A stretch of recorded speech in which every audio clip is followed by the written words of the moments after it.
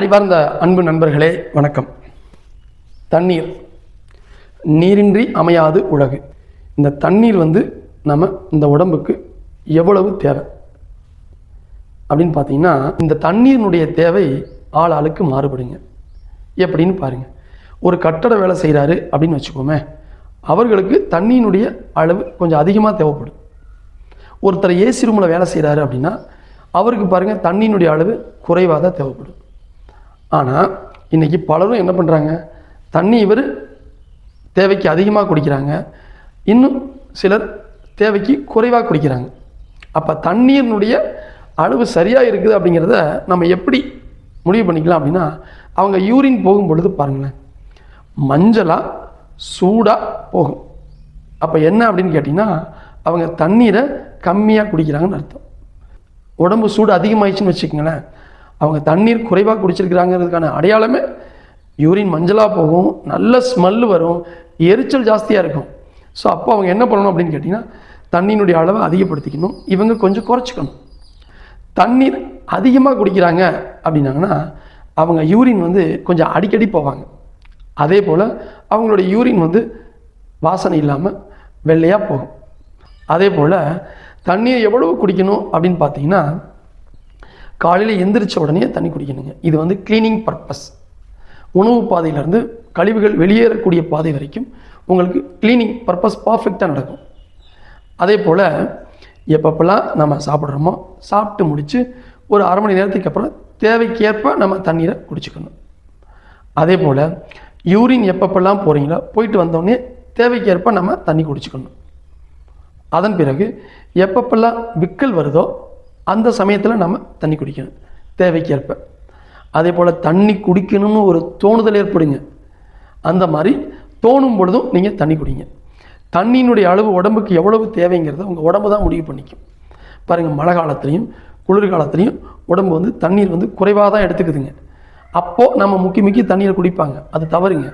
கிட்னிக்கு ஓவர்லோடுங்க. அதே மாதிரி வெயில் காலங்களில் பாருங்கள், தண்ணியினுடைய அளவு அதிகமாக கேட்கும், அப்போ நம்ம குடிக்கணும். அப்போது பல பிரச்சனைகளுக்கான காரணமே என்னென்னு பார்த்தீங்கன்னா, தண்ணியினுடைய அளவு குறையிறதும் தண்ணியினுடைய அளவு அதிகமாகிறது தான். பாருங்கள், ஒருத்தருக்கு தொப்பை இருக்குதுன்னு வச்சுக்கோங்களேன், தண்ணியை சரியாக அவங்க உடம்புக்கு கொடுத்தாங்க அப்படின்னாங்கன்னா கட்டாயம் தொப்பை வராமல் பார்த்துக்கலாங்க. ஆமாங்க. பாருங்கள், செரிமான சக்தி ரொம்ப சிறப்பாக நடக்கணும் அப்படின்னா அவங்க தண்ணீரை சரியாக பருகணுங்க. அதே மாதிரி இந்த தண்ணீர் குடித்தா தாங்க உடம்புல செரிமானங்கள் சரியாக நடக்கும், கழிவுகள் உடம்புல தேங்காமல் பார்த்துக்கும். தண்ணீரை நீங்கள் சரியான முறையில் நீங்கள் குடிச்சிங்க அப்படின்னா கட்டாயம் உடம்புல கொழுப்பு தேங்காது, வாயு பிரச்சனை வராது, மனம் புத்தி சார்ந்த பிரச்சனைகள் வராது, உடல் இறுக்கங்கள் இருக்காதுங்க. அப்போது நம்ம தண்ணீரை நம்ம குடிக்கணுங்க. தண்ணீர் குறைஞ்சதுனாலும் உடல் வெயிட் போடுங்க. அப்போ தண்ணீரை நாம் குறையாமல் பார்த்துக்கணும். இந்த தொப்பையை குறைக்கிறதுக்கு, உடம்பை குறைக்கிறதுக்குலாங்க பாருங்கள், கழிவுகள் நல்லா பிரிஞ்சதுனாலே உங்களுக்கு உடம்பு வெயிட் குறைஞ்சிருங்க. தொப்பைன்னா வேறு ஒன்றும் இல்லைங்க, உடம்புல தேவைக்கு அதிகமாக கழிவுகள் தேங்கிருச்சிங்க, அதுதாங்க தொப்பை, உடல் கழிவுகள். இது தண்ணீர் குடிச்சிங்கன்னா தான் குறையும். அப்போது இந்த நீர் முறைகளை நம்ம சரியாக அந்த உடம்புக்கு கொடுத்தோம் அப்படின்னோம்னா கட்டாயம் உடம்புல பல பிரச்சனைகள் வராதுங்க.